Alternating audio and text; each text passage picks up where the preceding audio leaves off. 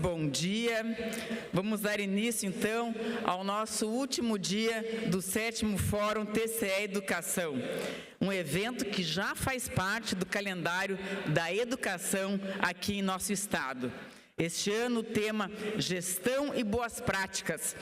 O 7º Fórum TCE Educação tem a parceria da Prefeitura de Joinville. Para abrir os trabalhos de hoje, vamos convidar para subir ao palco os participantes do painel de abertura sobre estratégias de transformação educacional das redes de ensino, gestão, aprendizagem e redução de desigualdades.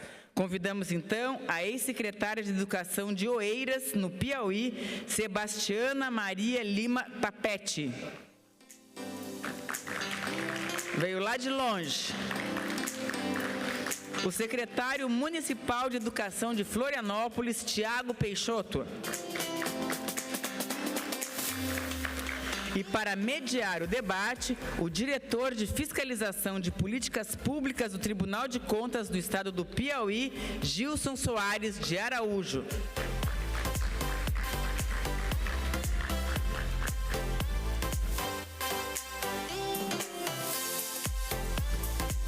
Passo a palavra, então, ao mediador.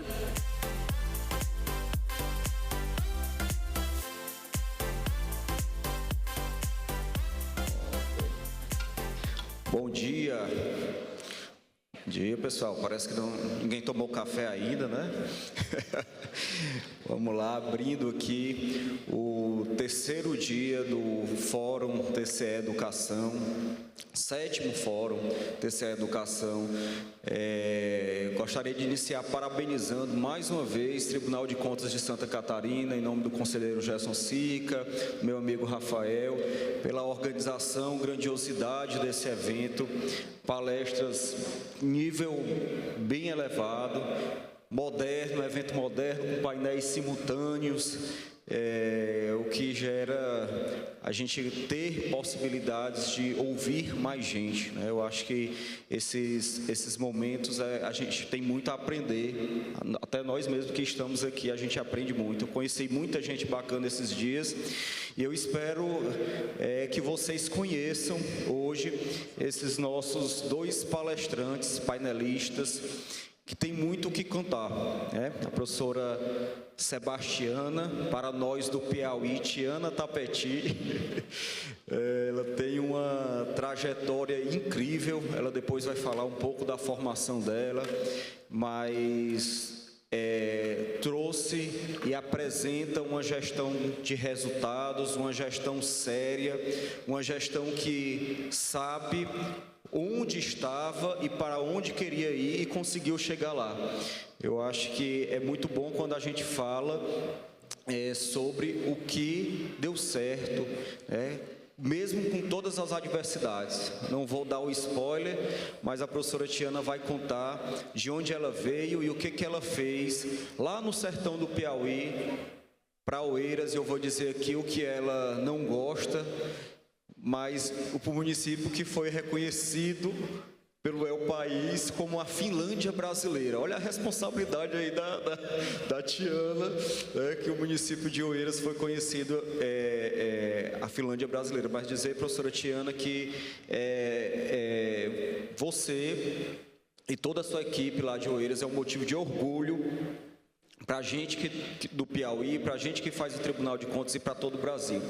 E o nosso outro painelista é o Tiago, né, o secretário Tiago Peixoto. Estou tendo o prazer de conhecer esse goiano que veio para cá, né, com já uma bagagem, com uma experiência, um economista que está tentando ajustar essas contas da educação, né, trazendo resultado. Eu acho que hoje o gestor ele tem exatamente esse desafio, que né, colocar na balança recurso, né, ele é o elo entre o recurso e o resultado. No Piauí a gente fez um estudo entre o que os municípios gastam com educação e os resultados educacionais. Então, eu tenho um mapazinho, depois eu vou compartilhar, um diagrama de dispersão, que era para ser uma linha reta, né? Ou seja, quanto mais recurso você gasta na educação, melhor o resultado.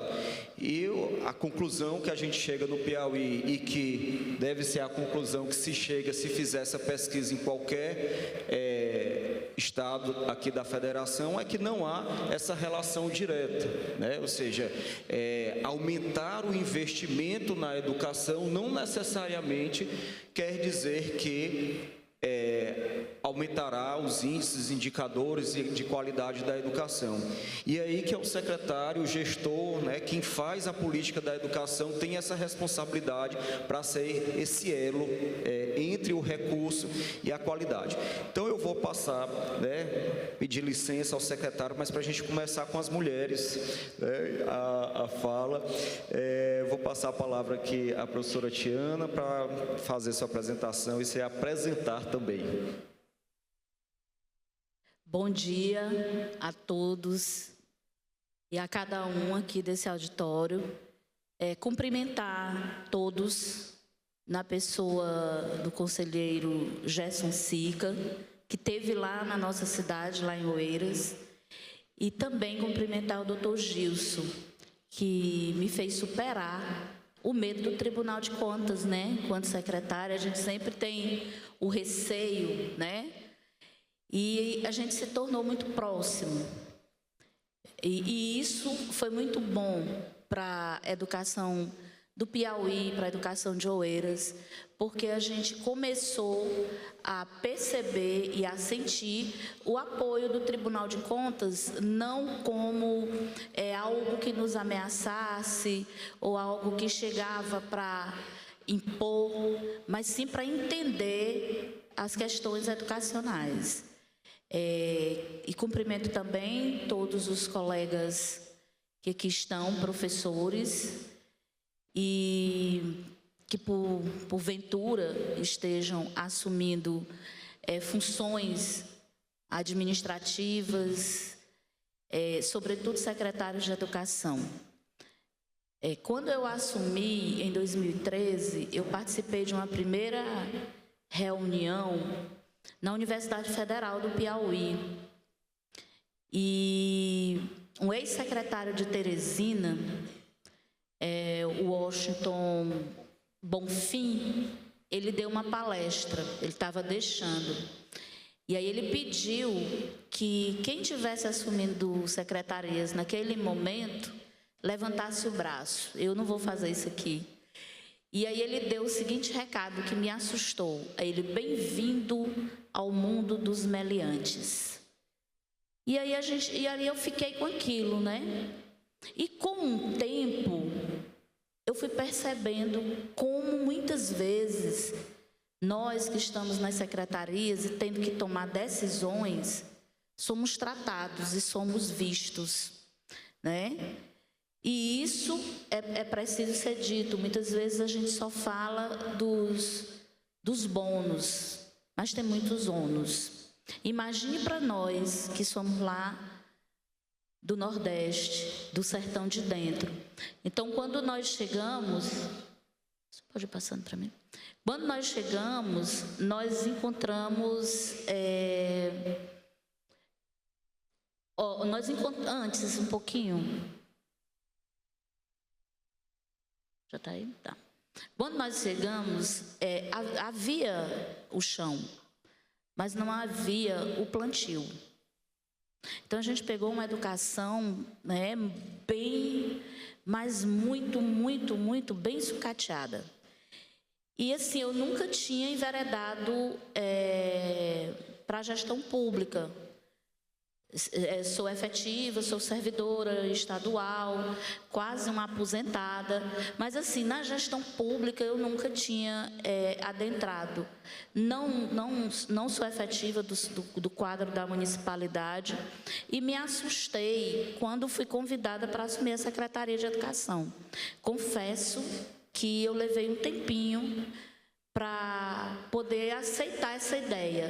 Mas era um gestor novo, com 30 anos, e aí a gente começou, chegava com todo o gás.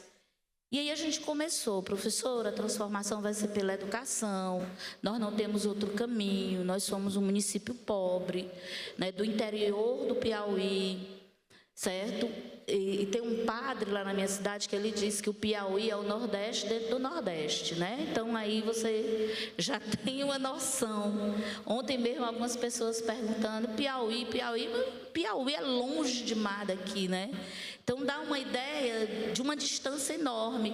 Para a gente também lá, dá uma ideia de que Santa Catarina, aqui o sul do país, é uma distância enorme. E é muito distante, é um país com dimensões enormes, né? E com uma diversidade incrível. Então a gente encontrou, né, esse chão, mas não havia o plantio. Agora vamos ver aqui de onde eu venho, né?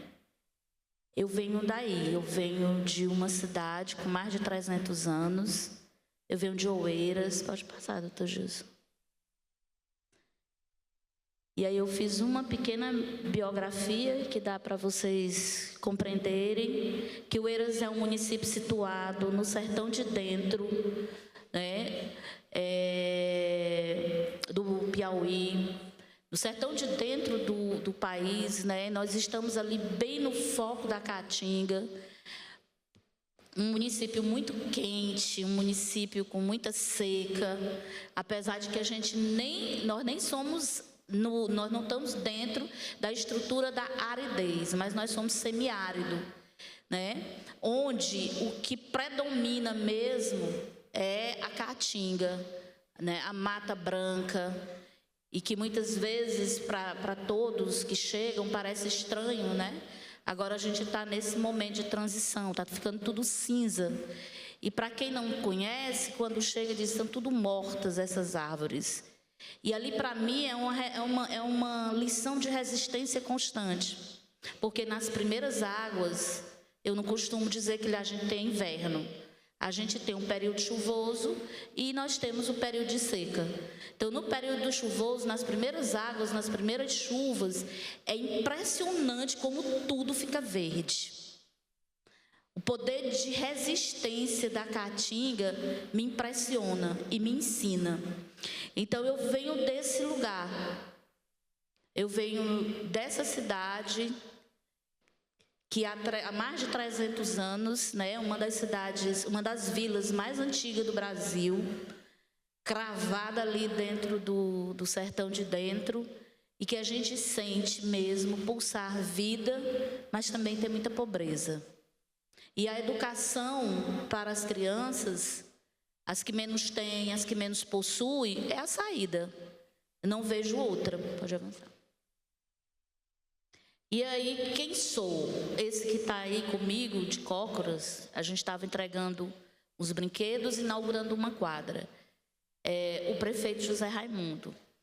Eu sou sebastiana mesmo, como diz um colega meu, escritor, sou a bastiana, a comadre bastiana, né, do interior do Piauí, professora, licenciada em letras pela UESP, pós-graduada em teoria do texto, literatura, linguística aplicada ao ensino médio, sou professora da rede estadual do Piauí, como já falei, quase aposentada. E, enfim, eu estou entrando dentro de um processo que agora eu estou vendo a educação de uma outra forma. Depois de 33 anos, dentro do furacão, no olho do furacão, eu consigo agora respirar melhor e perceber o que já avançou, o que precisa melhorar e que a gente precisa sair dessa fala negativista de que isso não dá certo, aquilo não dá certo. Então, eu sou da linha de que, se a gente não tem, nós vamos fazer com o que tem. Eu sempre dizia para a equipe, como é que a gente vai fazer isso? Tira leite de pedra, mas a gente vai fazer. Daí é que vem a nossa força. Essa imagem, ela me diz muito. Aí foi quando a gente foi fazer uma visita, sempre à tarde eu gostava de ir para as escolas. Eu sou muito do chão da escola. Eu sou muito de estar dentro da escola, né? Porque lá onde você pega, onde você vê, de conversar com as crianças. Então eu fiquei 12 anos, eu fiquei 3 mandatos. Então eu construí ali junto uma geração inteira. Hoje, quando eu passo, eles falam comigo, me chamam de tia. Então, assim, eu vivia muito dentro das escolas. E aí eu estava numa comunidade quilombola. Eu observando aqui, a gente vê pouquíssimos negros, pouquíssimos. Na minha cidade, a grande maioria é negra.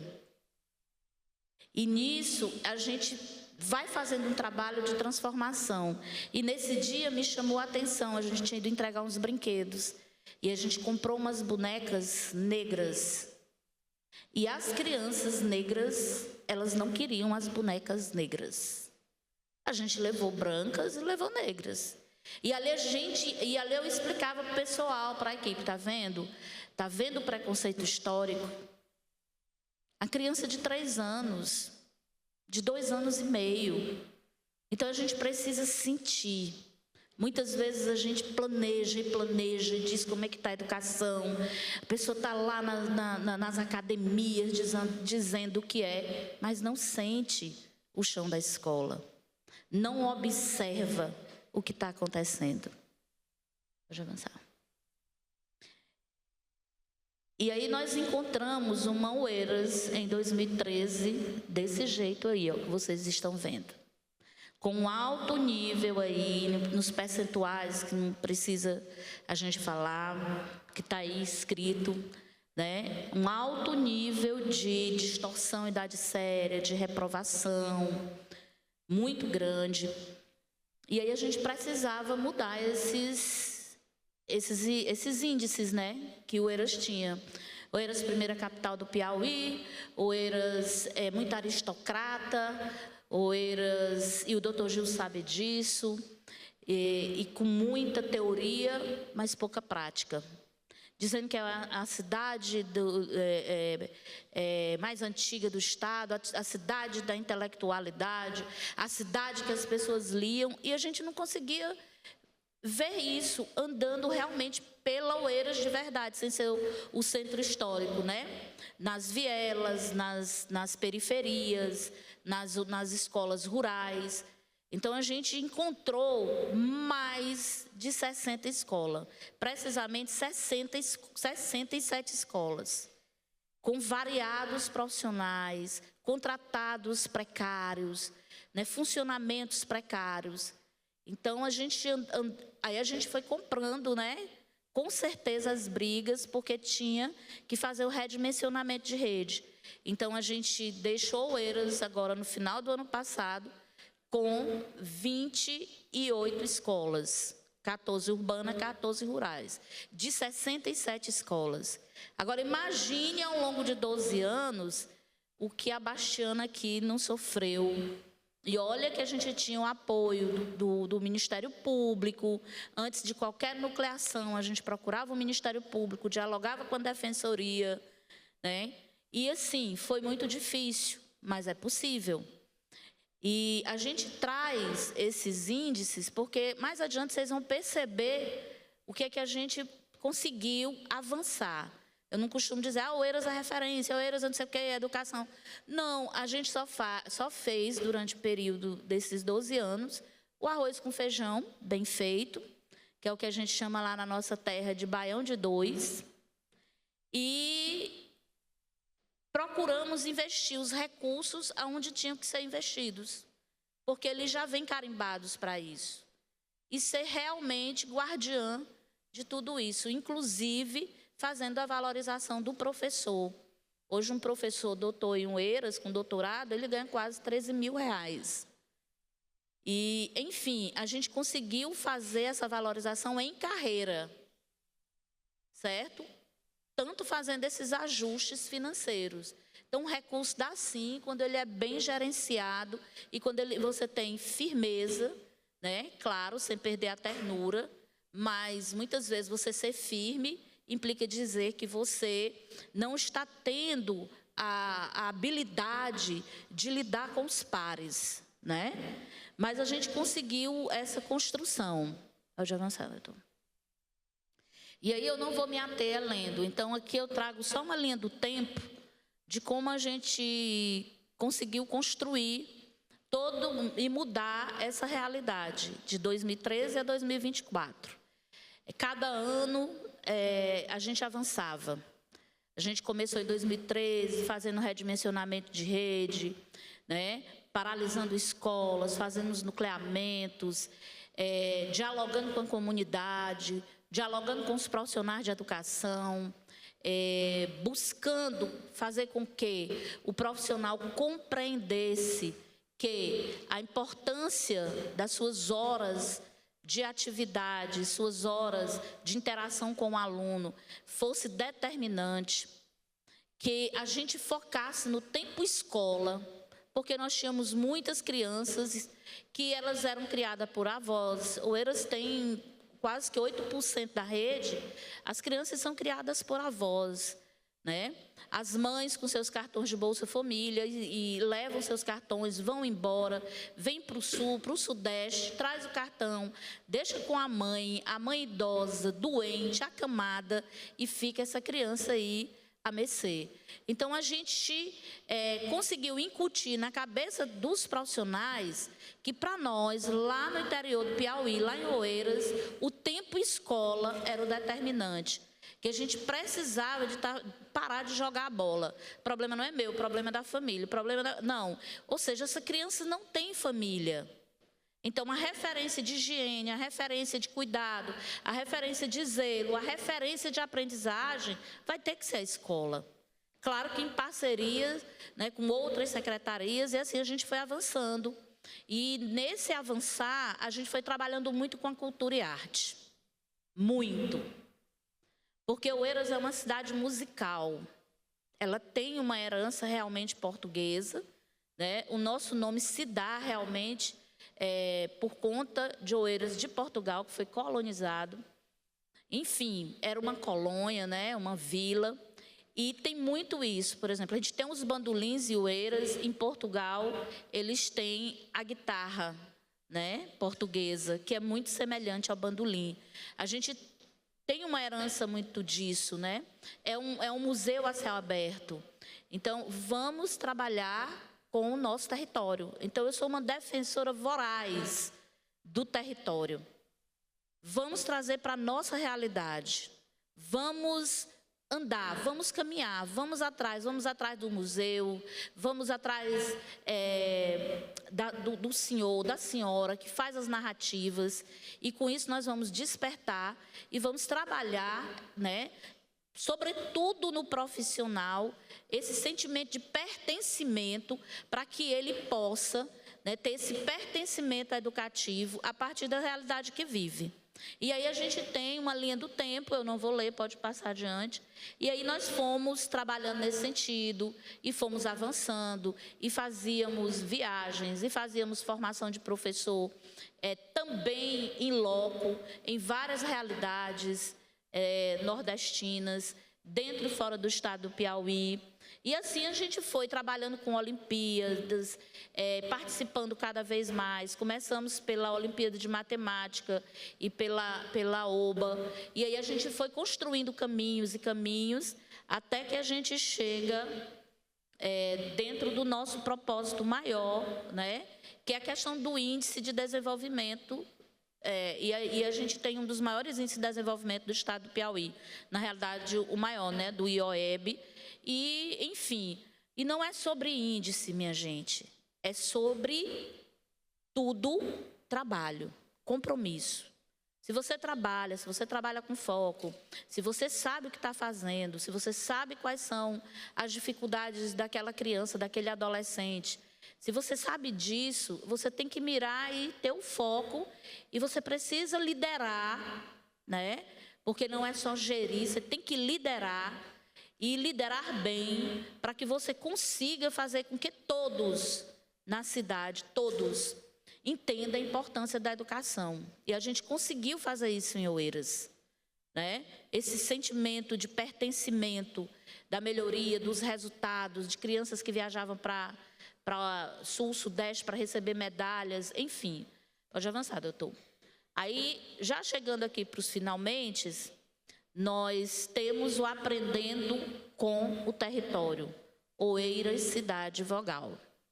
Por que Oeiras Cidade Vogal? Muita gente, quando a gente fez a estampa da camiseta e a gente começou a trabalhar com Oeiras Cidade Vogal, muita gente perguntava por que Oeiras Cidade Vogal?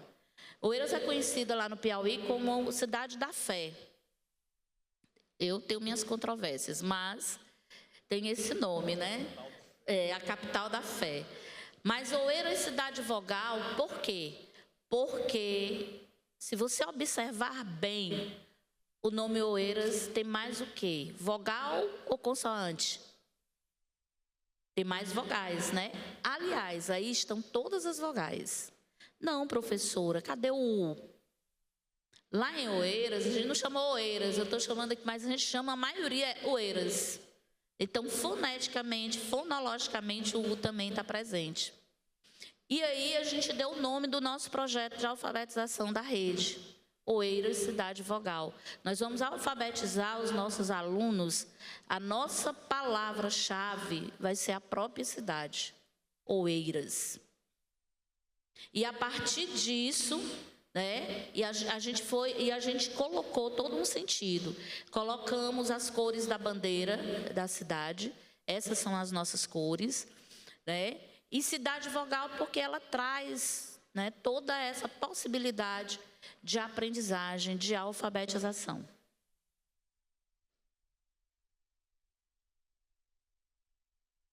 Não está passando, não. E a partir daí, os índices mudaram. Aquilo que nós tínhamos de 30%, de 25%, de evasão, de reprovação, né, de distorção e idade séria, enfim, a gente chega a esses números. E aí a gente traz a quantidade de escolas, né, da organização da rede, antes e agora. Ontem teve um palestrante que colocou aqui a história, né, de você ir com cautela em tempo integral. Então, o Oeiras deixou um plano de integralidade, porque eu entendo que essa corrida nacional para cumprir as metas que não se cumpre, e não pode ser de qualquer jeito o tempo integral. É preciso que você tenha estrutura. Então, a gente foi trabalhando paulatinamente, introduzindo a partir da educação infantil, fazendo um percurso com os anos iniciais, para essas crianças, eles já chegarem nos anos finais, dentro de um processo construído de integralidade. Então, a gente construiu o nosso próprio projeto, a gente foi trabalhando, deixamos 4 escolas funcionando e funcionando bem, com tempo integral, com toda a dinâmica de cultura e arte, porque eu defendo muito isso, toda a estrutura de territórios, do conhecimento territorial, e isso funciona, né? Então, num sertão daquele que você precisa poupar papel, e você tem uma possibilidade enorme, ou várias possibilidades, nos ecossistemas territoriais de ensino e, sobretudo, de aprendizagem, desemparedar as crianças com propósito, com encaminhamentos pedagógicos. Isso foi muito importante e com sentido. Então, essa é a Oeiras, olha, a Oeiras, né? A Oeiras que a gente entregou para a gestão que assumiu agora em janeiro. E aí nós temos uma educação que virou plano, e o plano virou flor. Nós temos uma feira literária chamada Flor, que é a Feira Literária de Oeiras, e que é fruto de todo um projeto de leitura. Nós temos antes daí um slide, doutor. Temos antes desse daí. Aí são algumas das ações, trouxe poucas, mas aí representa muito a nossa cultura. Aí tem o nosso projeto junino, que tudo é um processo de aprendizagem, nada é solto, é tudo dentro de uma compreensão, né? Esse ano que passou, a gente trabalhou muito com a caatinga e a literatura de cordel, trabalhando nossa identidade, né, com dramatizações, com danças. As crianças que foram fazer uma apresentação numa cidade vizinha de um projeto maker e que, em seguida, nós levamos para o cinema, certo? Aí nós temos um pouco da representação de musicalização, temos também premiação que os meninos vieram receber aqui na Unicamp, em São Paulo. Isso é um pouquinho do que a gente conseguiu fazer. Ou seja, a gente tinha núcleos de cultura, né? Ninguém em Oeiras estava mais tocando bandolim, a gente resgatou essa cultura do bandolim. Hoje, Oeiras é um dos municípios que tem o maior número de pessoas, né, em proporcionalidade, que tocam bandolim. E nós conseguimos formar mais de 150 crianças e adolescentes prontos com a questão da musicalização.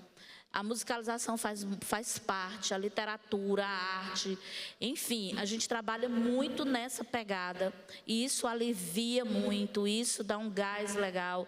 As crianças, elas têm um pertencimento muito importante. Então, todos esses resultados que a gente conseguiu foi muito através desse território e do ecossistema de aprendizagem de Oeiras.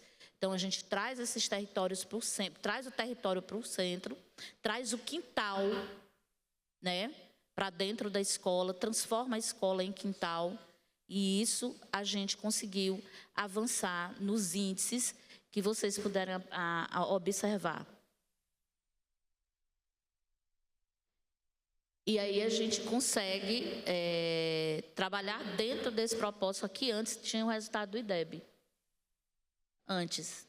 Pode passar. Antes daqueles outros. Um pouquinho antes. Um pouquinho. Bem aí. Está dando um delay. Aqui, finalizando, é o nosso resultado de 2024. Então, a gente conseguiu plantar muita coisa e a gente conseguiu colher. E eu acredito muito e defendo muito a questão de continuidade.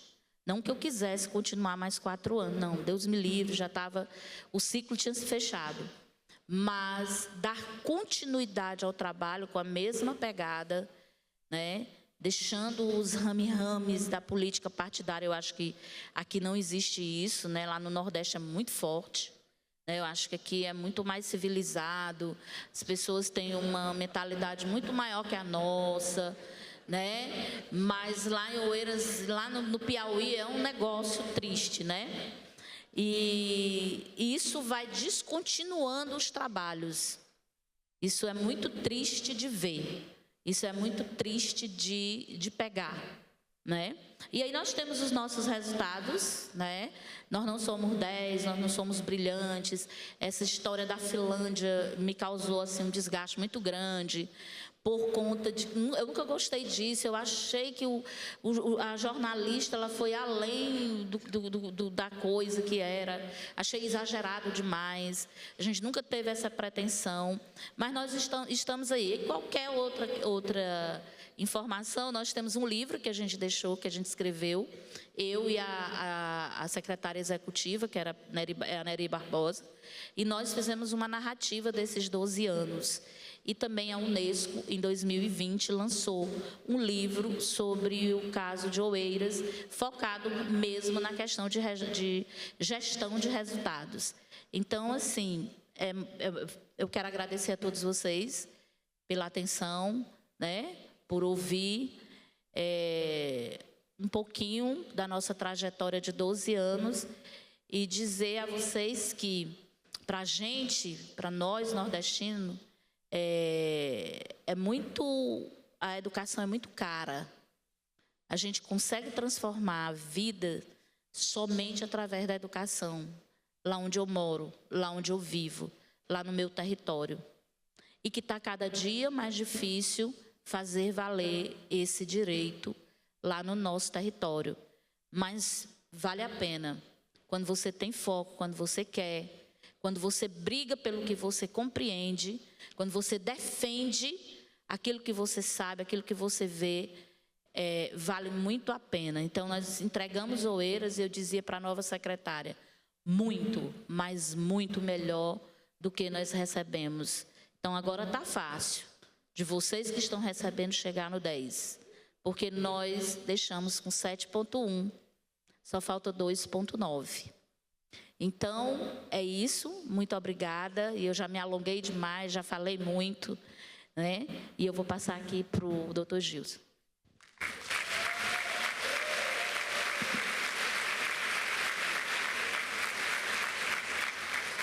Gente, a professora Tiana falava que meu coração transbordava de orgulho, né? Porque aqui no Brasil, com essas dimensões continentais, a gente termina não conhecendo o que acontece no próprio Brasil. E aí vai buscar, às vezes, lá na Finlândia, uma experiência, uma boa prática, quando a gente tem lá no sertão do Piauí, no sertão de dentro, uma professora baixinha de tamanho, mas gigante de coragem, que faz o que ela faz. Ela está com essa vozinha mansa aqui, mas a professora Tiana é dura quando tem que ser, né, professora Tiana? Ela briga quando tem que brigar, ela exige quando tem que exigir, briga com o tribunal, briga com a gente, briga com o Ministério Público. Mas por que ela briga? Porque ela acredita no que ela está fazendo, ela fala com propriedade, porque ela estuda e se prepara para aquilo que está fazendo. E eu, nessa minha caminhada de Tribunal de Contas, especificamente na política da educação, a gente vem acompanhando boas práticas, que acontecem Brasil afora. E uma coisa que chama a atenção em Oeiras, para mim, é que em várias boas práticas do Brasil, o foco é indicadores, né? O foco é em melhorar o indicador, o que é ótimo. A gente precisa melhorar o indicador, a gente precisa fazer política pública baseada em evidências, a gente precisa saber, ter um diagnóstico, saber onde estamos e para onde queremos ir. Mas lá em Oeiras fica bem claro, professora Tiana, que o foco nunca foi esse, né? A melhoria dos indicadores em Oeiras foi consequência do trabalho que eles fazem lá. E aí eu destaco 3 pontos para encerrar aqui esse meu comentário, que é o que eu vejo muito forte lá em Oeiras. Primeiro, o desemparedamento das crianças. A professora Tiana conseguiu fazer por muito tempo com que crianças e professores entendessem que a sala de aula não é o único local de aprendizagem. É a praça, é a comunidade, é a igreja, é o cine-teatro. Então, tirar a escola da criança com intencionalidade pedagógica, porque também não deve acontecer aqui em Santa Catarina, mas lá no Piauí, às vezes, bota os meninos assim para jogar bola e está lá contando a hora lá, né? Como se fosse horário do currículo. A outra questão é a cultura e a arte. Nós tínhamos lá os bandolins, que a professora Tiana trouxe aqui, que é um instrumento que estava morrendo. O bandolim, para quem não conhece, é como se fosse um violão, né? Professor, me corrija, assim, um violão pequenininho, e que as pessoas mais antigas de Oeiras tinham as tocadoras de bandolins tradicionais, que não faziam mais, eram senhoras que tocavam e foram morrendo, e a professora Tiana conseguiu resgatar isso, e é a coisa mais linda. Quem esteve lá, conselheiro Sica, Rafael, a doutora Cibele está aqui, que estiveram, a coisa mais linda, as crianças tocando bandolins dentro de um cine-teatro de qual o ano lá? 1944, um cine-teatro belíssimo, né? Oeiras foi a primeira capital do Piauí, e eu digo que graças a Deus saiu a capital, porque senão tinha destruído lá, né? Então a gente consegue ter uma cidade histórica, com aqueles casarões, com aquela praça bonita e tal, tranquila. Então é isso, pessoal. O foco não foi no indicador, né? O foco foi na aprendizagem, na cultura, na arte, na música, e aí o resultado veio. Trouxe família, trouxe os profissionais. E a última característica para mim que é marcante de Oeiras é que, e isso eu percebo em cidades como Sobral, que tem bons indicadores também, é que a cidade se orgulha da educação. Professora? Onde você passa em Oeiras, as pessoas têm orgulho de dizer que são de Oeiras, que estudam em Oeiras, que estudam nas escolas públicas de Oeiras, que Oeiras tem um bom indicador, uma boa educação. Então, esse sentimento de pertencimento, não só das crianças, dos profissionais, mas da cidade como um todo, de se orgulhar de estar fazendo parte daquela rede de ensino. Então, parabéns mais uma vez, professora. A gente depois vai pegar os questionamentos. Vou passar agora para o secretário Tiago para trazer essa experiência dele, que já veio lá do Goiás, né? E agora está aqui em Florianópolis. A palavra é sua, secretário. Obrigado. Obrigado, Gilson. Primeiro eu queria aqui cumprimentar a professora Sebastiana. O que você traz para a gente é impressionante, professora. Eu estava vendo aqui um pouquinho antes, tem um dado lá que mostra que você saiu de 3 do IDEB, se não me engano, para 7. 7,2, é isso? Para 7,2. 7,4 para 7. Esse é um movimento impressionante. E como disse aqui o Gilson, não é um movimento de indicador. Cada criança dessa teve acesso a desenvolvimento, a aprendizagem, a conhecimento. A consequência disso é o indicador. Então, parabéns por esse trabalho, que serve como motivação, sem dúvida nenhuma, para todos nós que estamos aqui, professora. Pedir uma salva de palmas de novo para a professora, porque ela merece, sem dúvida nenhuma. Eu queria comentar aqui brevemente, só, como eu acho esse momento aqui especial. É muito diferente para mim ver o TCE, os TCEs, liderando movimentos como esse. Quando o tribunal deixa de ser um órgão que vai fiscalizar, sim, que vai se questionar, mas também passa a ser um parceiro para fazer as coisas acontecerem, para ajudar a gente a virar o jogo em educação. E o TCE especial de Santa Catarina faz isso muito bem. Eu queria aqui cumprimentar o conselheiro Sica, que lidera esse movimento no Estado e que, em Florianópolis, tem dado um apoio para a gente impressionante. Eu fiquei muito surpreso quando eu chego em Florianópolis e o prefeito Topázio me conta que tinha um diálogo com o Tribunal de Contas do Estado e com o movimento Todos para a Educação para se criar um plano estratégico para a educação de Florianópolis. E que, mais do que isso, esse movimento, num primeiro momento, ia ser financiado por essas duas instituições. Eu acho isso muito diferente, porque é quando a gente olha que, de fato, o tribunal tinha uma postura de cooperar, de ajudar, de fazer as coisas acontecerem. Então, eu chego nesse contexto, onde nós vamos desenhar um projeto estruturante, um plano ousado para o município, para a cidade de Florianópolis. E eu queria compartilhar com vocês por que a necessidade desse plano. Porque não é o plano em si, é por que temos que ter um plano. E aí, qual que é o chamado que nós temos? Primeiro, aqui, esse primeiro slide aqui, essa primeira página, mostra Florianópolis comparada com outras capitais do Brasil nos anos iniciais do IDEB. Vocês percebem de forma clara que nós temos uma curva descendente. E comparado com outras capitais, Florianópolis está numa posição ruim. Nós somos hoje, comparado com as capitais, nos anos iniciais, nós somos o 10º colocado. E eu queria destacar hoje a cidade, a capital, que é número 1 nos anos iniciais, que é Goiânia, no último IDEB.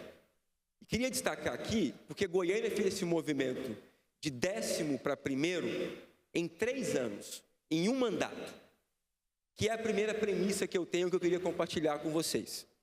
Tem uma coisa que me incomoda muito em educação, que é o discurso de que educação só dá resultado no longo prazo. Eu penso diferente. No longo prazo, educação gera desenvolvimento social, econômico. Agora, gente, aprendizagem é curto prazo. Cada aula conta, cada dia de aula conta, cada mês conta. A soma disso, em um ano, faz a diferença de aprendizagem de milhares de estudantes no Brasil inteiro. O longo prazo não pode ser desculpa para as coisas não acontecerem no curto prazo. E eu queria entrar aqui agora nos indicadores nossos dos anos finais. Vocês vão ver que a curva é mais descendente ainda.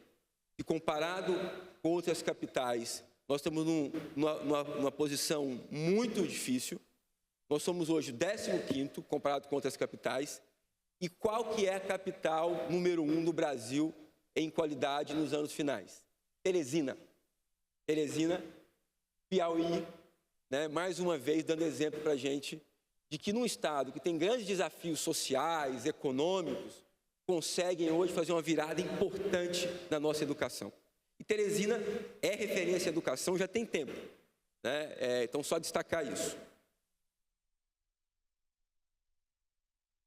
Travou aqui. Opa, agora foi longe demais. É aqui que volta? Embaixo. Bom, entrando um pouquinho mais aqui nos nossos dados, aqui dados do SAEB, se a gente compara Florianópolis com Teresina e Florianópolis com Goiânia,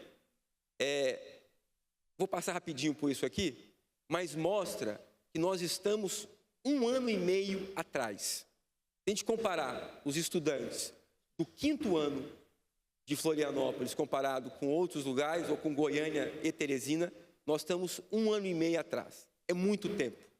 É um ano e meio letivo atrás. Outro dado que é um grito pela mudança, no meu ponto de vista. Eu vou falar aqui só dos anos finais, matemática. Nós estamos falando aqui de estudantes que estão terminando os anos finais, no 9º ano, e que 85% deles não têm aprendizagem adequada em matemática. 85%. Eles ficaram 9 anos. Estão indo para o ensino médio. Esse não é só um desafio de Florianópolis, eu sei disso. Mas desculpa, pessoal, isso é um grito para mudança. Mais um dado importante. Bom, mas o que significa isso, né? O que significa isso? Significa que 50% dos estudantes que estão terminando os anos fundamentais em Florianópolis, 50% deles não sabem resolver um problema de matemática, de soma e subtração de matemática. Essa é a habilidade. Então, não é só número. É um estudante que tem uma dificuldade, depois de 9 anos no fundamental, que tem essa dificuldade de forma muito clara. Aqui, Gilson, é uma coisa que vai chamar atenção. Você falou muito disso aqui. Que é importante da qualidade do gasto. Bom, Florianópolis hoje é a capital que, no ponto de vista per capita, que mais investe em educação do Brasil. Então, ela é a primeira investimento. Bom, eu já falei aqui que a primeira em qualidade nos anos finais é Teresina. Então, Florianópolis é a primeira em investimento e a 15ª em qualidade. Teresina é a 16ª em investimento e a primeira em qualidade. Então, aqui mostra, para a gente falar muito claro, que é a qualidade do gasto. Não é de forma alguma gastar menos, é gastar melhor, é investir melhor. E nós temos exemplos por todo o Brasil, e aqui eu estou dando esse exemplo específico de Teresina, de que dá para fazer isso. Bom, pessoal, esses são dados, são informações que gritam por uma mudança, que chamam por uma mudança estruturante muito forte. E quando a gente está falando aqui de dados, lembre-se que atrás ou na frente de cada númerozinho desse tem um estudante, tem um menino, tem uma menina, e nós temos um compromisso muito forte com a aprendizagem deles. E aí, nessa iniciativa do Tribunal de Contas, do Todos pela Educação, o envolvimento total do prefeito Topázio, da Prefeitura de Florianópolis, nós estamos construindo um plano estratégico. Por que é importante ter um plano? Eu conversava com o professor Haroldo agora há pouco aqui. O Haroldo foi secretário do Espírito Santo, ele lidera hoje o movimento Profissão Docente. Sugiro que quem puder depois ter uma conversinha com ele, vai ser muito produtivo. A gente fala o seguinte, olha, os desafios são muito grandes e o ponto inicial, o ponto de partida é ter um plano, é ter uma estratégia. Porque quem vive educação sabe como a gente tem demanda em todo momento, de todos os pontos. Se a gente não tem muito foco e um plano bem desenhado, fica muito mais difícil de a gente atingir o que a gente quer atingir. E aí a gente começou a construir esse plano com um componente fundamental, sem querer inventar a roda. Nós temos boas práticas no Brasil, coisas que funcionam. E o Todos pela Educação conseguiu fazer um bom trabalho, onde você tem hoje essas boas práticas desenhadas, explicadas. Então, nós não temos que inventar a roda. A professora Sebastiana acabou de contar para a gente várias boas práticas que ela fez lá no Piauí e que servem de referência aqui para a gente fazer aqui em Santa Catarina, em especial em Florianópolis. Então, nós não vamos inventar a roda aqui. Agora, nessa mandala desse plano que está sendo construído, tem algo que é central. E aí o plano ele pode ser adaptado a qualquer contexto, mas tem algo que tem que ser central, no meu ponto de vista, em todos os lugares, que é a aprendizagem. Vou repetir de novo, é aprendizagem. Eu tô falando isso porque é muito comum em educação a gente ficar discutindo muita coisa e falar pouco da aprendizagem. Você visita uma escola, o diretor quer te levar para mostrar o ar-condicionado que está queimado. Não é? A goteira. E ninguém conversa com você de aprendizagem. Essa é a primeira virada. O centro do projeto tem que ser aprendizagem. Todo o sistema educacional existe para garantir isso. O restante é importante, tem que ter boa estrutura, tem que ter boas condições, mas não pode esquecer que a aprendizagem é o foco desse processo todo. Uma outra coisa importante que em Florianópolis nós temos um time, uma equipe de professores, um grupo de professores com alta formação, muito preparada, mas que falta a política central da Secretaria, a diretriz central da Secretaria, para que esse potencial dos professores seja despertado e seja de fato utilizado e revertido em qualidade educacional para os nossos estudantes. Uma outra coisa importante é que nós temos que ter, na gestão escolar, dentro da nossa estrutura, um olhar muito grande, além da questão dos professores, o papel que o diretor, que a liderança educacional tem. Está comprovado em todo o mundo. Você tem os dois principais fatores de mudar a educação, o professor é o número 1 e o diretor da escola é o número 2. Então, ter isso também como algo importante, central, em qualquer plano que venha a ser desenhado, é fundamental. Segundo ponto, aí eu vou falar um pouquinho de Florianópolis. Como que eu cheguei e como que as escolas olhavam para a secretaria? Elas entendiam que a secretaria era uma mantenedora. A secretaria não era um lugar que desenhava política pedagógica. Ela era um lugar onde eu corria lá para demandar recursos, reformas, pouco pedagógico, muitas coisas estruturantes. E é muito importante dizer que Florianópolis, do meu ponto de vista, eu conheço escolas no país inteiro, dificilmente você vai ter escolas no patamar de infraestrutura que Florianópolis tem. Tem que melhorar? Tem. Pode melhorar? Pode. Mas esse não é o centro. Mas a discussão era que a secretaria era mantenedora de uma infraestrutura e não desenhava as políticas pedagógicas. E cada escola tinha autonomia total para desenhar o seu caminho. Claro que a escola tem que ter, sim, mas a secretaria tem que ter o papel de dar as diretrizes, de traçar o projeto, de ter influência, sim, no pedagógico, porque senão nós vamos criar uma rede muito desigual. A rede onde você tem um bom diretor, ele vai garantir a aprendizagem para os nossos estudantes. Onde você não tem esse bom diretor, você não vai garantir isso e você vai ter uma rede em uma cidade que vai ter uma desigualdade educacional muito forte.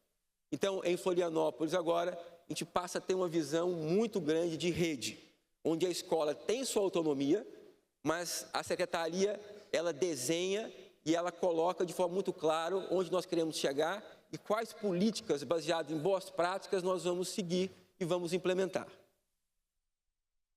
Um outro ponto importante desse plano nosso, eu vou compartilhar depois com vocês o plano detalhado. Eu estou dando só aqui as diretrizes deles, tá?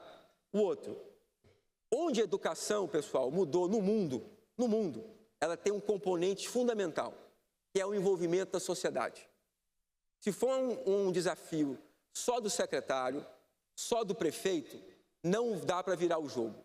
Nós temos que envolver toda a comunidade, toda a cidade, sociedade civil organizada. E, no nosso plano, a sociedade civil organizada é guardiã desse plano.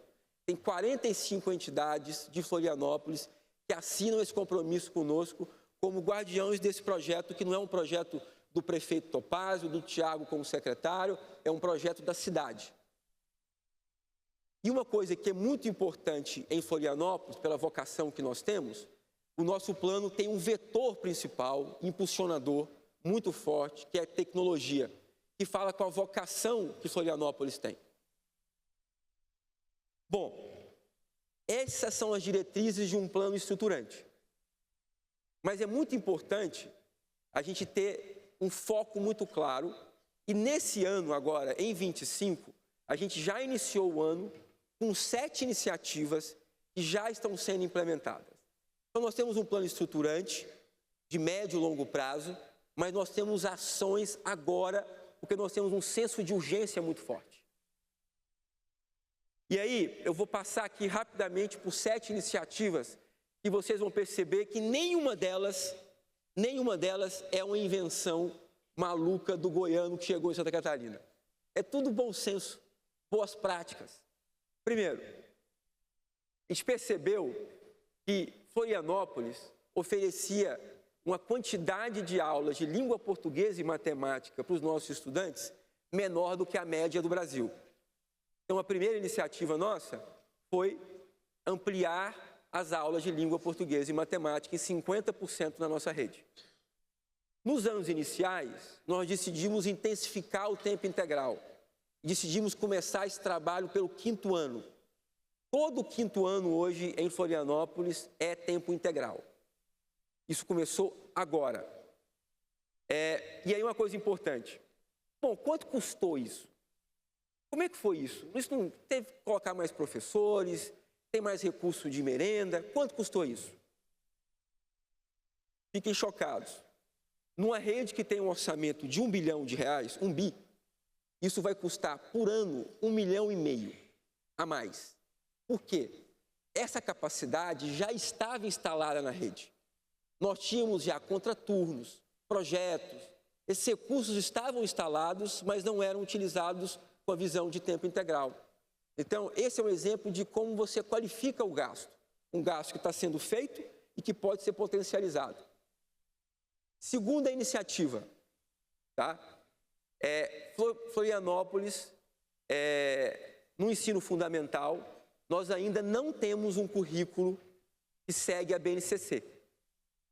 Então, nós estamos agora começando a desenhar esse currículo que segue a BNCC, mas já mudamos a matriz curricular do ano, tá? E a nossa matriz já desse ano já segue a BNCC. Então, olha que mudança óbvia, mas que por uma série de motivos isso não tinha acontecido em Florianópolis. Uma outra coisa que nós fizemos, a gente criou um material estruturado para o 2º, para o 5º e para o 9º ano. Por que esses anos, em especial? O 2º ano, porque a gente entende que é o ano limite de alfabetização. Não é o ano ideal, mas é o ano limite. Se a gente não gera essa... Se o nosso estudante não é alfabetizado até o 2º ano, ele ter essa alfabetização adequada depois do 2º ano se torna muito mais desafiador, muito mais difícil. Então, a gente colocou como limite ser o segundo ano. Isso não é Florianópolis, o Brasil faz isso, né? Essa é uma regra nacional. O quinto ano, por que o material para o quinto ano? A gente percebia que o nosso aluno, ele ia para a segunda fase, ele ia para os anos finais do fundamental com a defasagem muito grande. E decidiu, então, estancar isso no quinto ano, com material, com o tempo integral, para exatamente evitar com que ele vá com essa defasagem para os anos finais. Terceira iniciativa. Nós estamos falando de uma matriz curricular nova, de material específico. Nós temos que formar nossos professores para isso. Então, é todo um projeto muito intenso de formação dos professores com esse olhar para a matriz, para esse novo currículo que vai nascer, para esse material que chegou. Quarta iniciativa. Florianópolis não tinha um sistema de avaliação. Então, a gente usava o modelo de avaliação, o sistema de avaliação nacional, o IDEB. A gente sabia se a gente estava indo bem ou mal de 2 em 2 anos. Então, esse ano, a gente passa a ter 3 avaliações durante o ano, para a gente entender como é que está a trajetória do nosso estudante durante o ano e não ser pego de surpresa quando sai o resultado do IDEB. A primeira avaliação ocorreu tem um mês e meio, e nós já estamos trabalhando com esses dados, com esses microdados, para corrigir todas as distorções. Não é a avaliação pela avaliação, é a avaliação como ferramenta pedagógica. Quando você consegue entender o desafio de cada escola, em cada lugar, de cada estudante, você consegue ter ações pontuais para resolver esse desafio. Bom, quinto, eu falei aqui a importância dos nossos diretores, então é toda uma trilha de formação dos gestores com olhar para a aprendizagem. O diretor tem que deixar de ser o zelador para ser o garantidor da aprendizagem. Nós não queremos conversar com o diretor só sobre o problema no telhado ou do ar-condicionado, nós queremos conversar com ele sobre aprendizagem, e ele tem que ser formado para isso, e desde fevereiro ele vem recebendo essa formação. Sexto ponto, para isso tudo acontecer, você tem que ter um elo muito forte da secretaria com as unidades educativas. Então, a gente tem todo um modelo de acompanhamento disso. Existia em Florianópolis o assessor pedagógico, existe ainda, mas ele tinha um modelo de acompanhar tudo na escola. Então, ele ia para a escola apoiar a escola, não só o pedagógico, mas tudo e também o pedagógico. O que acontecia? Cuidava-se de quase tudo e tinha um olhar menos específico para a aprendizagem e para o pedagógico. Nós mudamos hoje, isso hoje. Ele que fazia uma visita mensal à escola passou a fazer 2 visitas por semana e essa figura hoje cuida só do pedagógico, que é o centro, que é o principal. E a 7ª iniciativa é garantir o nosso estudante na escola. Nada disso faz sentido se a gente não garantir isso. Então, todo um processo de monitoramento de frequência, de apoio para que o nosso estudante permaneça e fique na escola, que é um lugar que a gente entende onde a gente pode fazer essa virada. Eu falei aqui um pouquinho rápido, eu queria terminar aqui falando que essa é uma construção com a sociedade. Então, na parte governamental, eu citei aqui o Tribunal de Contas, mas é uma discussão que ocorreu também com a Câmara de Vereadores, com o Ministério Público, com o Conselho Municipal. Então, é de fato uma coalizão para promover essa mudança.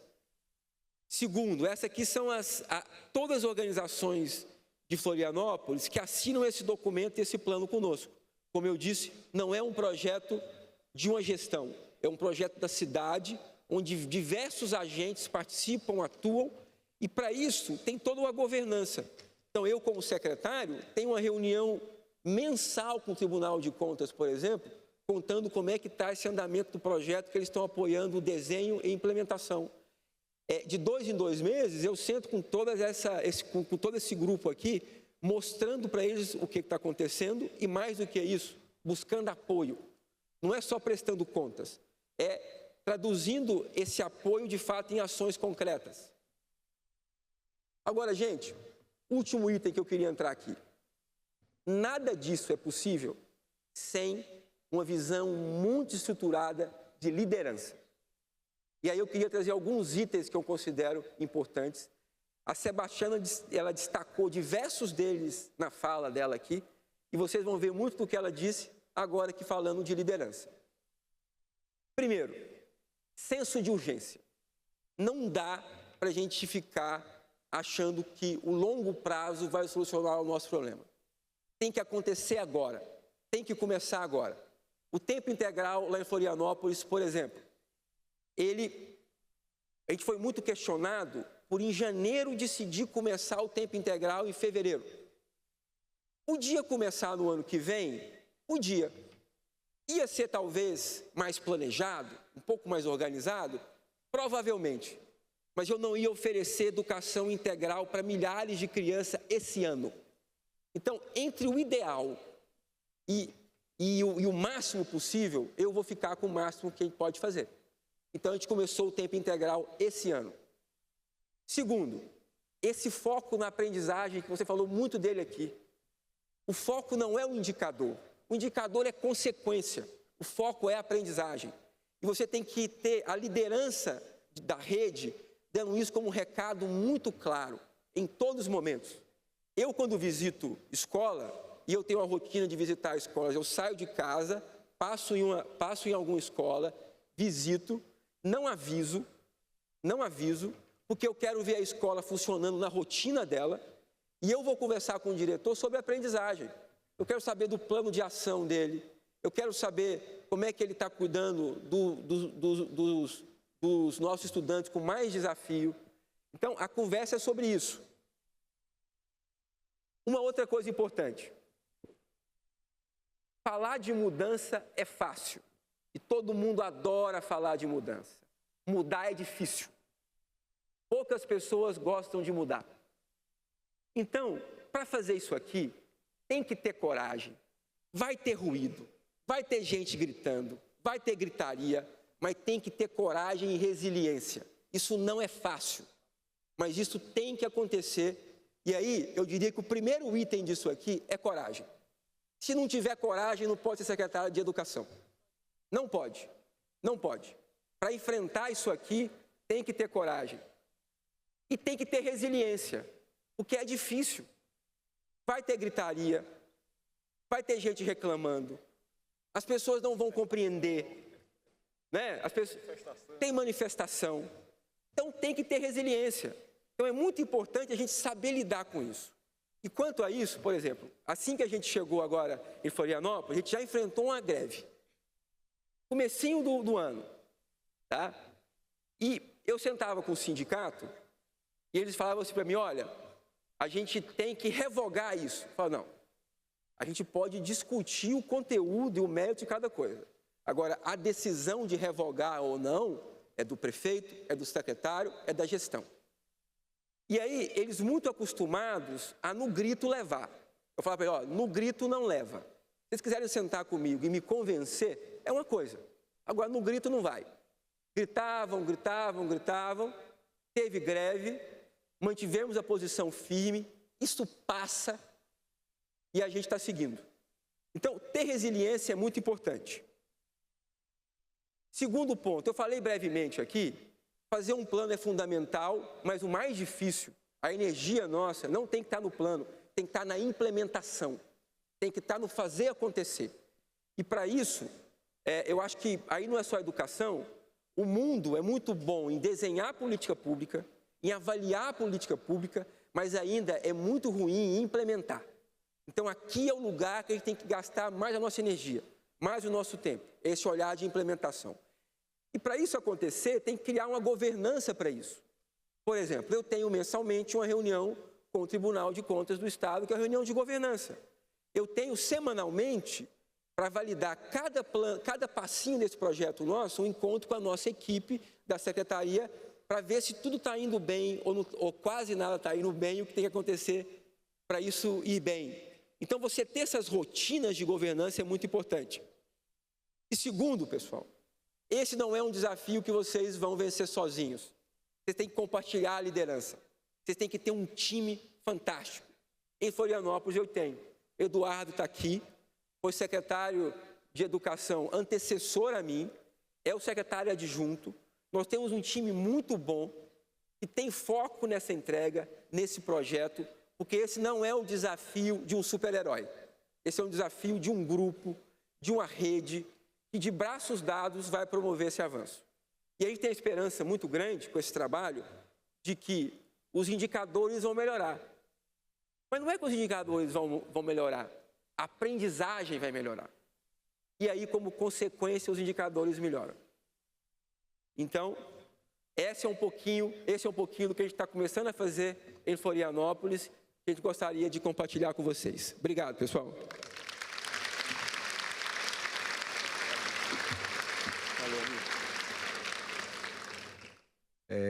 Enquanto o secretário falava, eu lembrava um livro que eu usei muito na minha pesquisa de doutorado, que chama Pontos Fora da Curva, do Olavo, dado Todos pela Educação. É um livro eu acho que a própria pesquisa de doutorado dele, e que ele traz um conceito muito interessante que eu vi muito na sua fala, secretário, que é a descentralização coordenada das secretarias de educação. O que ele diz? Que a gente tem que sair dessa lógica da Secretaria de Educação como centro de poder e de onde de lá saem todas as decisões e comandos e diretrizes para a escola, e a gente tentar inverter um pouco essa lógica para que a escola ela tenha a autonomia necessária, até porque as realidades das escolas dentro de uma mesma rede, principalmente de uma rede como Florianópolis, que é uma rede grande, elas são diferentes, elas têm essa autonomia, mas com uma coordenação central lá da secretaria. Então, tentar assim achar o meio termo. Eu vou passar aqui para as nossas perguntas. O sinal de que as palestras foram boas, foram muitas perguntas que nós recebemos aqui. Temos 7 perguntas. Eu estou tentando organizar aqui para otimizar. Eu vi que tem algumas específicas para a professora Tiana, outra para o secretário, e eu vou começar com a professora Tiana. A primeira pergunta é: via a redução dos números de unidades escolares, como foi feito isso? Enquanto o secretário falava, o secretário Tiago, né?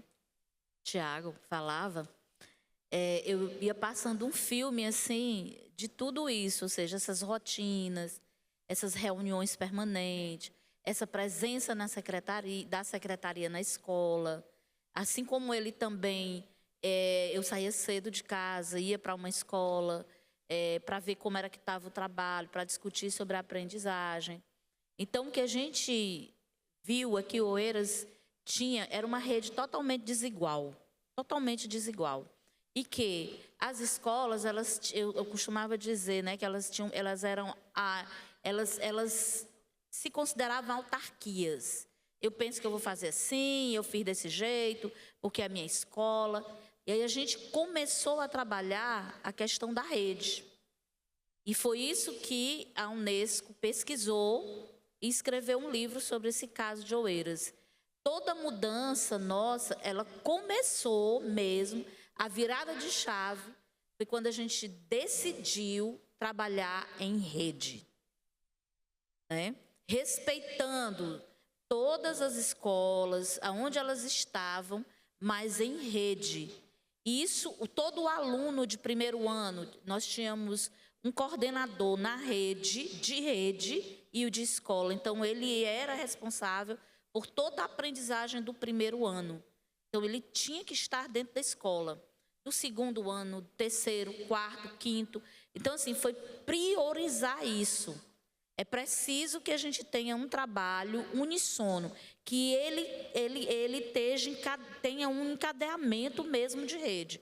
Ou seja, a gente tem escolas em Oeiras que ficam a 83 quilômetros da sede, né? E uma escola multisseriada, né? No caso, a gente organizou o ciclo alfabetizador e uma escola que, do ponto de vista financeiro, ela não se pagava, né? Mas do ponto de vista humano e, sobretudo, da aprendizagem, a gente precisou se reinventar. né? Mesmo sendo multisseriado, nós tínhamos que garantir essa aprendizagem. O nosso foco mesmo foi na matética. A gente começou a focar na matética. Aquilo que já era discutido há 500 anos atrás, né? Por Confúcio, matética. E o que é matética? É a arte da aprendizagem. A didática é a arte da ensinagem. Certo?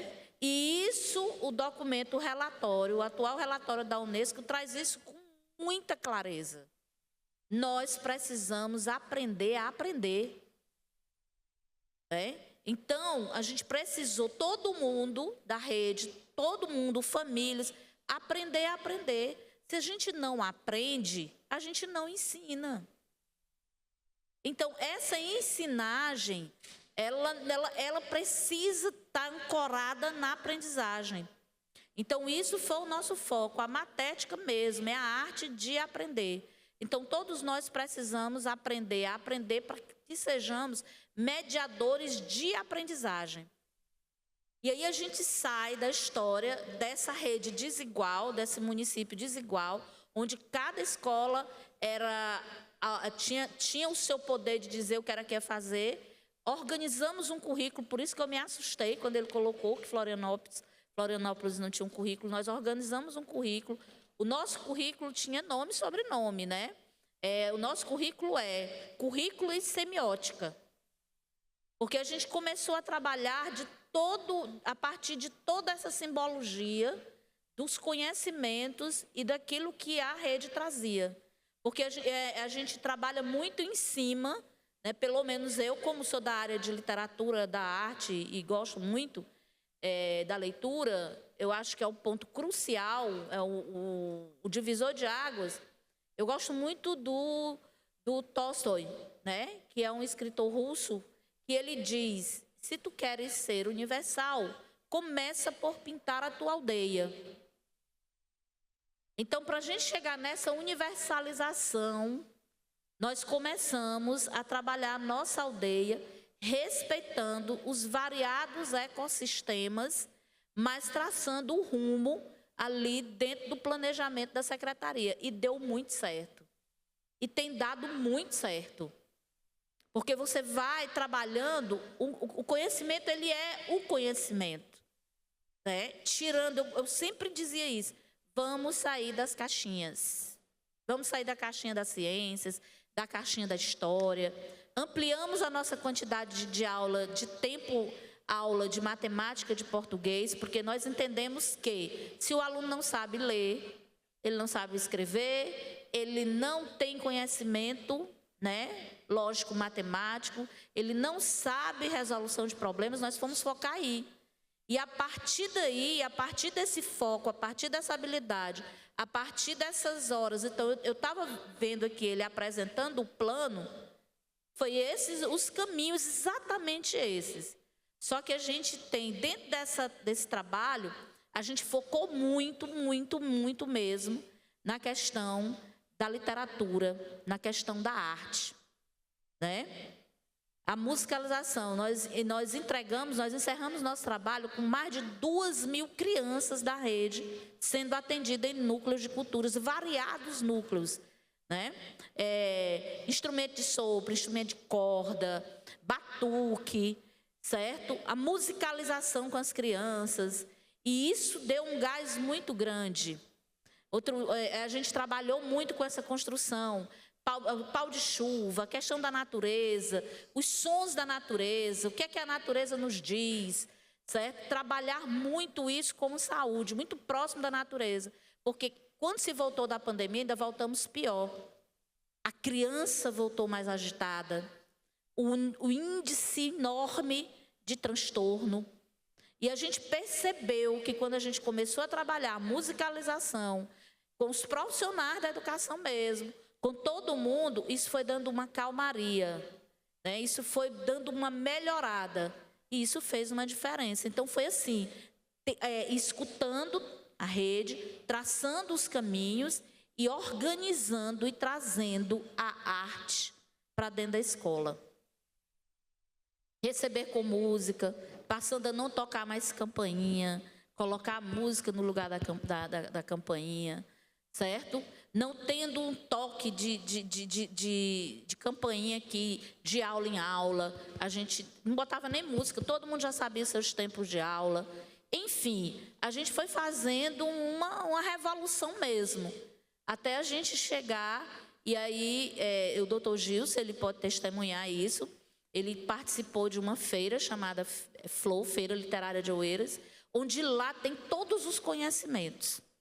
São 3 dias de cultura e arte intensa, porque movimenta a escola, movimenta a cidade, sai do marasmo da aula batida ali, e você começa a construir outros conceitos de aprendizagem, certo?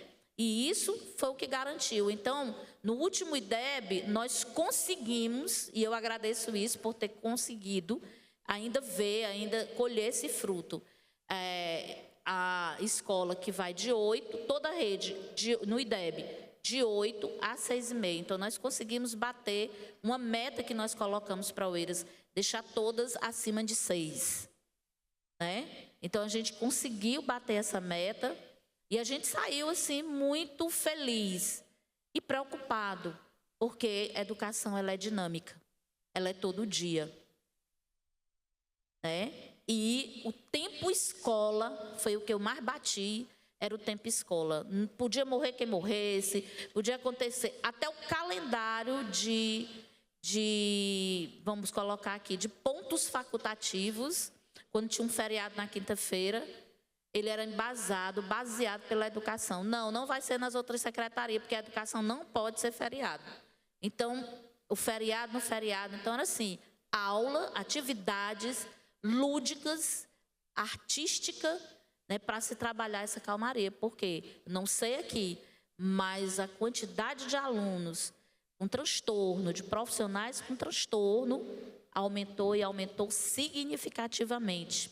Professora, eu vou só lhe interromper porque esse é um objeto da próxima pergunta, e aí a senhora guarde essa resposta aí para dizer. Em relação a, só uma complementação em relação à questão do tempo, né? Lá no Tribunal de Contas do Piauí a gente tem batido muito em relação ao cumprimento do calendário escolar, dos 200 dias letivos, porque eu tenho certeza que também não acontece aqui em Santa Catarina, mas lá no Piauí tinha uma moda de tudo é motivo para dispensar o aluno, para decretar um ponto facultativo. Então, tá calor demais, ponto facultativo. Choveu demais, ponto facultativo. Morreu a cachorrinha da primeira-dama, ponto facultativo, né? Então, assim, sempre se acha uma desculpa, e aí é uma coisa que nós lá do tribunal temos, porque é o mínimo que a gente precisa garantir, é que essas crianças estejam na sala de aula. Para o secretário, algumas perguntas relacionadas, secretário, ao tempo integral. Primeiro, que você explicasse sobre o material didático do 5º e 9º ano e como foi elaborado e aplicado, que em relação ao tempo integral para o 5º ano, se todos os alunos dessa turma participaram obrigatoriamente e como foi a aceitação das famílias, já que não se tinha essa cultura nos anos anteriores, e que explicasse como fez para aumentar o número de aulas dos componentes curriculares de português e matemática, e se a rede tinha espaço ocioso para a criação de educação integral. Eu vou começar aqui pela última. A rede, ela tinha esse espaço ocioso, a gente tinha essa capacidade de a gente instalar os 5º anos tempo integral. A ideia nossa agora é, cada ano, a gente avançar para mais um ano. Então, o ano que vem, a ideia nossa é ir para o 4º. Esse ano já teve uma parte significativa também do 2º ano. Então, cada ano a gente vai se estruturar para avançar um ano, até todo ano inicial, até todos os anos iniciais serem tempo integral. Com relação outro ponto do tempo integral... Aceitação das famílias e depois o material do 5º e 9º ano. Tá, as famílias. Foi desafiador. Porque as famílias, elas tinham se organizado, tá, para um ano onde os filhos iam ficar o tempo parcial na escola. E como é que a gente lidou com isso? A gente colocou que sim, eram todas as turmas, e aquelas famílias que tinham mais resistência, a gente começou a dialogar com elas, para entender por quê, e para tentar convencê-las que isso era muito importante. Então, o primeiro era um processo de convencimento, explicando que era importante para a criança, para aquele estudante ficar a tempo integral. A gente conseguiu, diria que 90% dos casos, esse diálogo resolveu. Os outros 10% era uma preocupação que as famílias tinham de atividades extracurriculares, ou melhor, extra-escola. Então, o filho estava na aula de inglês, o filho era um atleta, e aí a gente tratou isso de forma pontual. Então, olha, esse dia que ele tem, essa aula de inglês aqui, nesse horário, nesse dia, ele pode ir para lá, ele volta depois, mas é esse dia só, não é que ele não vai participar do tempo integral. Então, terça-feira e quinta-feira ele vai, né? Entendendo que o ano que vem saiba que é tempo integral. Ou que talvez já no segundo semestre, se você conseguir que ele fique tempo integral, ele fique. Então, teve esse diálogo com a família, mas sem dúvida teve resistência.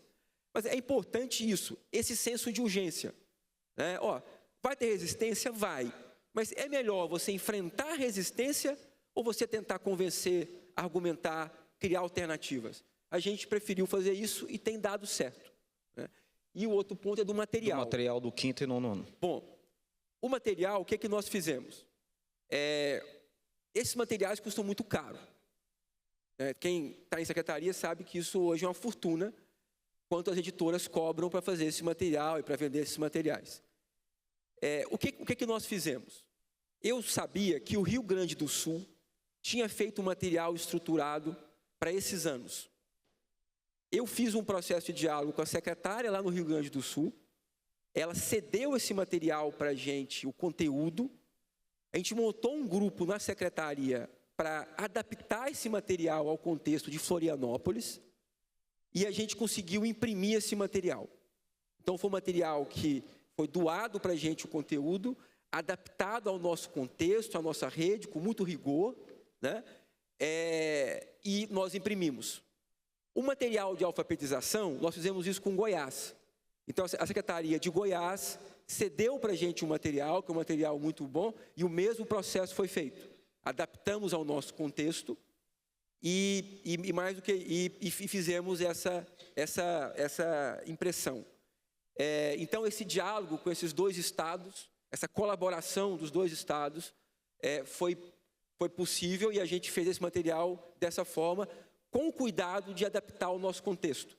Então, toda uma leitura detalhada disso, adaptar ao contexto, foi muito importante. Se a gente chegasse com o material simplesmente com a linguagem vindo de Goiás ou vindo do Rio Grande do Sul, ia ter uma resistência muito forte. Então, a gente criou grupos na rede que adaptaram o material e agora ele está sendo implementado.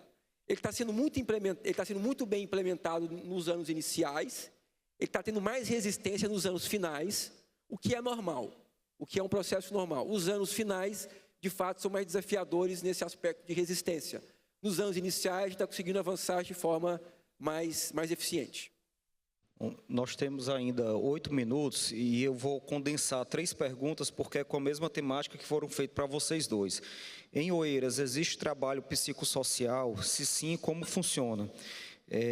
Para o secretário Tiago, parabenizo pela postura com os profissionais da educação especial e aproveito para perguntar como foi possível manter tal posicionamento mediante toda a pressão do sindicato.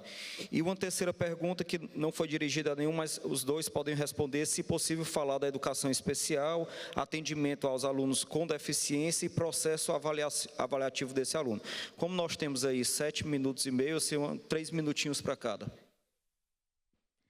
Sim, nós em Oeiras a gente tem um núcleo, né? A gente criou um núcleo de família e nesse núcleo várias ações, que é um núcleo de inclusão, cultura e arte e fica o núcleo de família lá junto. Então nós tínhamos uma rede com mais de quase 6 mil alunos. Então a gente tinha uma equipe de 20 profissionais, entre psicólogos, pedagogos, assistentes sociais, porque uma coisa que é importante a gente entender, quando a gente vai para a legislação, e isso é importante a gente ler, a gente conhecer os documentos, o psicólogo, ele não faz atendimento clínico na escola. certo? Ele faz a escuta qualificada.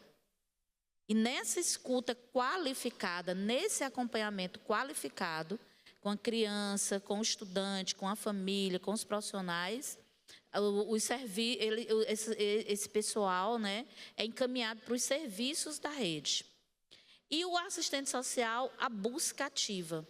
Então, a gente tinha essa busca ativa, essa escuta qualificada, a escola da família, que é periódico, assim, bimestralmente, escola da família, com temáticas de formação de família mesmo. Um exemplo, por exemplo, amar seu filho, cuidar, leia para o seu filho. Se você não sabe ler, prepara o espaço de leitura. Se seu filho já sabe ler, peça que ele leia para você. Enfim, a gente foi criando esse elo. Então, a gente tinha ordinariamente, a cada bimestre, escola da família em todas as escolas e em rede, né? Então, digamos, de 3 a 6 de maio, é preciso que aconteça todas as escolas de família, com a temática também em rede. E existia, extraordinariamente, os momentos, né, que se chamava família para tratar de algum aspecto do aluno que não estava indo para a escola, enfim. Então, tinha sempre a presença do psicólogo. A gente tinha sempre o psicólogo ali, fazendo as interações, junto com a assistente social, junto com o psicopedagogo. E também as orientações para o espaço verde, porque também tem uns equívocos, assim, e a gente fez muita formação com os profissionais sobre essa questão da inclusão. Porque incluía todos. Se você não garante o direito de aprender, se você não alfabetiza, você está num processo de exclusão, certo? Tem a criança com deficiência, tem o profissional também com seus problemas e crises existenciais e suas deficiências. Ou seja, e aí a gente foi implementando esse trabalho e esse trabalho de rede, né? Porque, né, como se coloca um butu, é preciso toda uma aldeia para alfabetizar uma criança. Então, esse trabalho em Oeiras, ele era muito, na nossa gestão, muito integrado.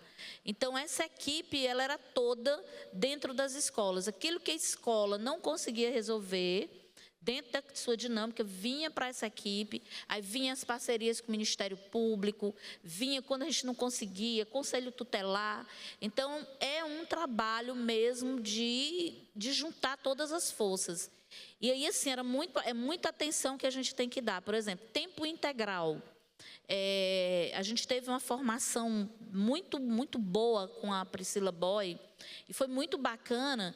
E uma das orientações que, assim, me deixou mais leve é que, por exemplo, a criança com transtorno, com deficiência, né, muito grave, em suporte 3, porque a gente tinha todas as deficiências. Lá em Oeiras, a gente, né, deficiência física, crianças que não tinham os braços e que era autista, enfim, muitas questões nessa natureza. E o que a gente começou a trabalhar?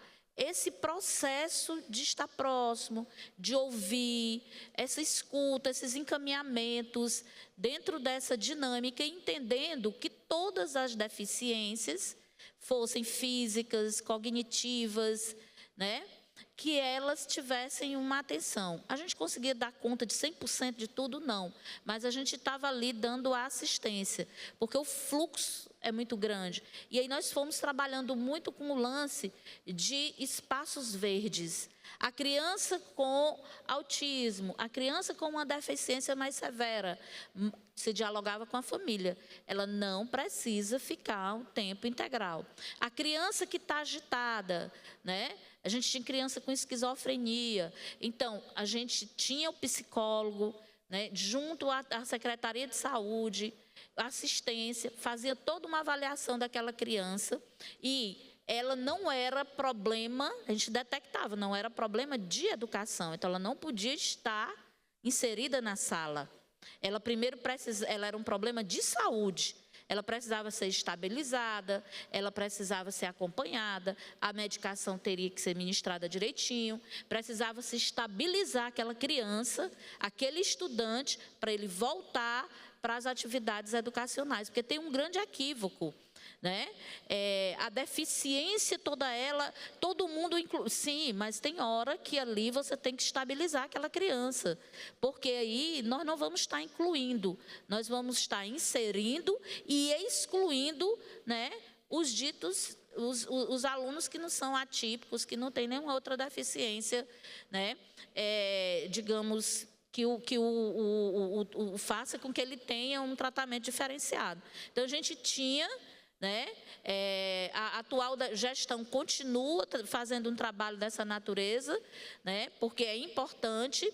E quando a criança está muito agitada, essa criança ela é tirada da sala de aula, né, pelo apoio pedagógico, é feito outras atividades, ela vai estar na escola, não necessariamente na mesma atividade, até porque a gente tem rodízios de atividades, né?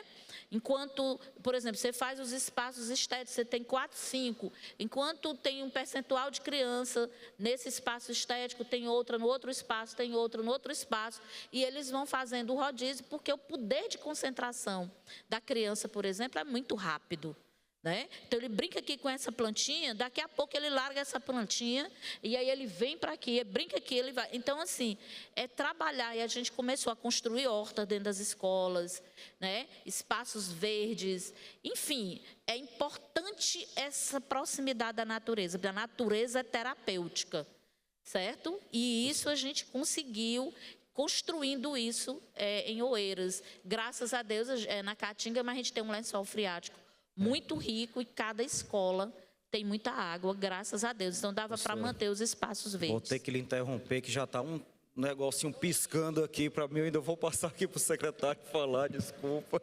É porque o professor gosta de falar muito, né? Junta três professores assim. Bom, eu vou me concentrar nesse desafio recente que a gente viveu em Florianópolis agora, na questão do PAEE. Que é o professor de educação especial. Lá, o profissional de apoio, que é muito comum em outras redes, que não seja um professor, em Florianópolis era um professor. E no nosso ponto de vista, isso gerava uma série de distorções e de problemas. O principal deles era que, por ser professor, ele tinha uma carga horária onde ele tinha a hora de atividade dele como professor. Isso gerava, durante a semana, uma quebra de vínculo com o estudante que precisava de apoio. E a gente tinha que substituir esse professor por um outro professor. E aí a gente entendeu, seguindo a legislação federal, um modelo que o Brasil inteiro segue, que era importante ter um profissional de apoio, mas não é necessário que seja um professor. A gente garantiu que esse profissional de apoio tivesse uma formação de pedagogo, mas o papel dele hoje é no quadro civil, então ele fica a semana inteira com esse estudante, e aí essa quebra de vínculo deixa de acontecer, o que é muito importante para o desenvolvimento dessa criança, desse estudante. Como é que foi agora isso foi polêmico, isso foi difícil. O que sustentou a nossa posição? Primeiro, a convicção de que era melhor para o estudante, de que esse era um modelo que ia ser melhor para o nosso estudante, seguindo o que o Brasil faz. Mais uma vez, sem inventar roda. Segundo ponto, tá? É claro, esse item que eu falei aqui, de você ser resiliente às manifestações. Então, a gente tem que ter estofo, tem que estar preparado para lidar com isso. E teve gritaria, teve problema, teve ameaça de greve, a greve aconteceu por outro motivo, mas eu acho que a secretaria resistiu bem porque a gente tinha convicção de que era o melhor para a nossa criança e para o nosso estudante. Eu quero aqui já finalizar o nosso painel dizendo, secretário Tiago, secretária Tiana, que nós, enquanto Tribunal de Contas, aprendemos muito com vocês, né? Eu acho que a minha aproximação lá no Piauí, com os secretários e secretárias de educação, com as equipes técnicas das secretarias, com aqueles que fazem, né, a gestão na prática, com quem está lá no chão da escola, é o que nos nos fortalece enquanto Tribunal de Contas, e por isso eu quero deixar essa mensagem final, que nós temos que ter muita humildade de reconhecer que nós não somos os donos da verdade. Na educação a gente tem diversas camadas, a gente nem sempre vai concordar ou discordar de tudo, mas a gente tem que pensar nessa governança colaborativa que o secretário trouxe de forma bem didática e que a professora Tiana traz de forma bem prática aqui na realidade lá de Oeiras. Então a gente finaliza aqui o nosso painel, agradecendo mais uma vez a professora Tiana, desejando aí uma boa volta para nós dois, né? Nós temos um caminho longo ainda para chegar em casa e o secretário está mais próximo, mais uma boa volta também e um bom resto de evento para todos vocês. Obrigado.